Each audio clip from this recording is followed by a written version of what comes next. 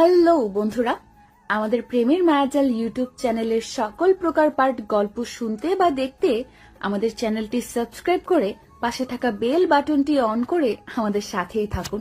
ধন্যবাদ। আম্মু, তুমি ছোটবেলা বলেছ যে নিশির সাথে আমার বিয়ে হয়েছে, কিন্তু আজ অব্দি নিশিকে আমি দেখিই নাই। আমি কলেজে গেলে অনেক মেয়ে আমার সাথে প্রেম করতে চাই। এখন কি আমি ওদের সাথে প্রেম করব, নাকি নিশির সাথে তুমি আমার দেখা করিয়ে দিবে?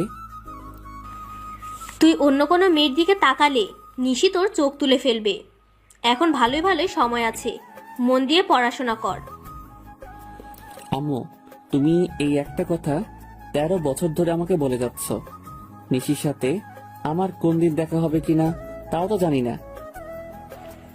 হবে হবে, অপেক্ষার ফল মিষ্টি হয়। আমি যেটা বলি এখন তুই কান খুলে শুনে রাখ। কান খোলা আছে, বলে ফেলো। আমার মনে হয় না এই জীবনে আর নিশির সাথে আমার আর কোনোদিন দেখা হবে। ঠিক আছে, কালকে আমি তোকে নিশির ছবি আর ঠিকানা দিব। যদি তোর সাথে নিশির দেখা হয়, আর তুই নিশিকে তোর কোনো পরিচয় দিবি না। কেন পরিচয় দিব না আম্মু? তোদের কাবিনে কিছু নিয়ম আর শর্ত লেখা আছে। কিসের শর্ত আর কিসের নিয়ম? তোকে বলা যাবে না। এখন রুমে গিয়ে শুয়ে পড়। আগামীকাল সকালে নিশির ছবি আর ঠিকানা দিয়ে দিব। আমার কাছে আজকে কুরিয়ারের মাধ্যমে নিশির কিছু ছবি আর ঠিকানা আসবে। আগামীকাল সকালে তোকে দিয়ে দিব, তখন মন ভরে দেখে নিস, কেমন? ঠিক আছে আম্মু। আম্মুর কাছ থেকে বিদায় নিয়ে সোজা নিজের রুমে চলে এসেছি।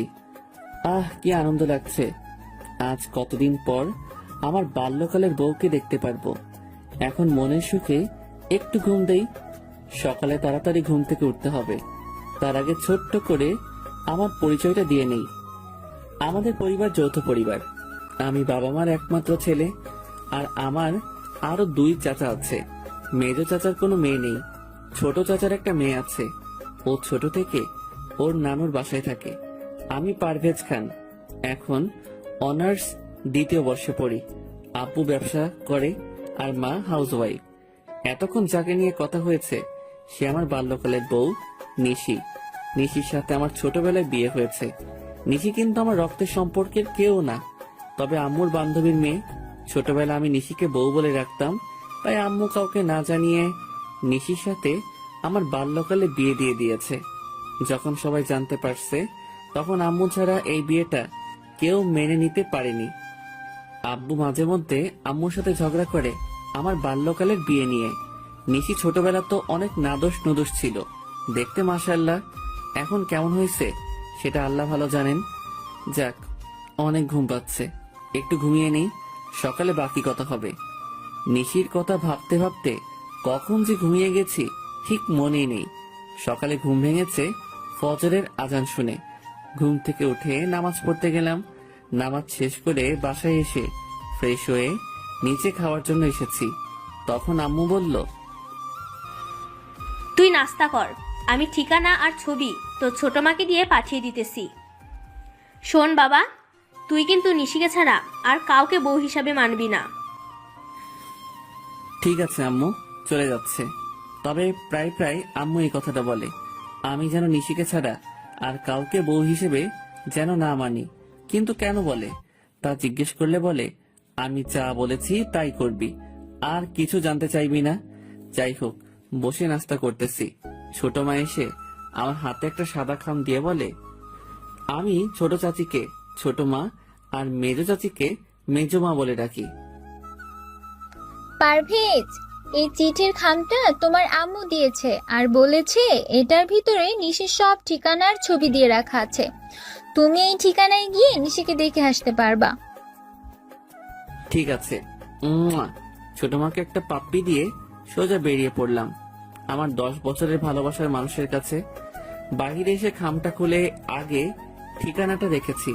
আরে, এই তো কুমিল্লা, কাছে আছে। তাহলে তো বাইকটা নিয়ে যেতে পারি। আগে একটু নিশিকে দেখি।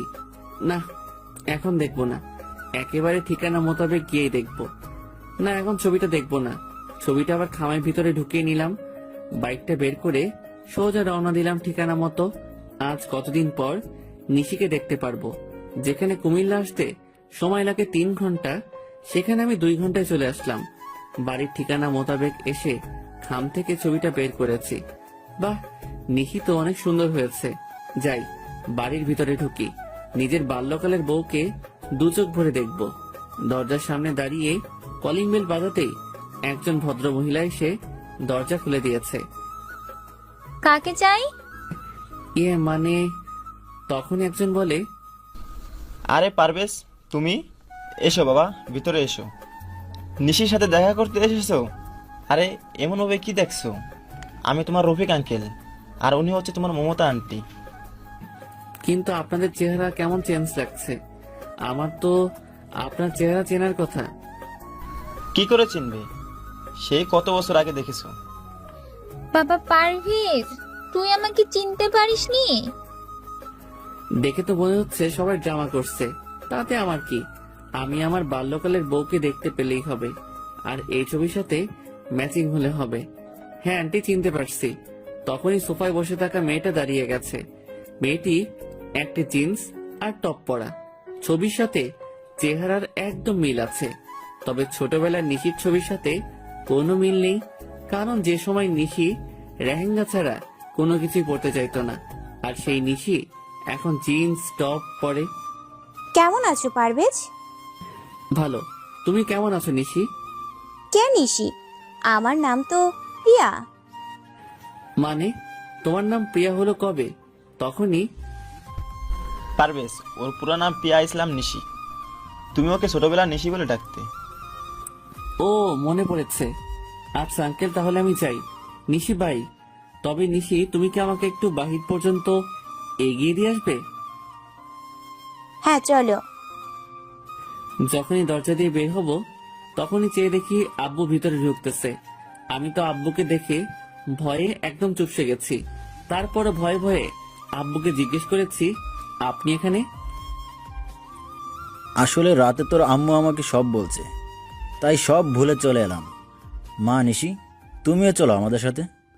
আজ থেকে তুমি আমাদের বাড়িতে থাকবে। বাল্যকালের বিয়েতে কেউ উপস্থিত ছিলাম না। আপা আর মমতা মিলে বিয়েটা দিয়েছে।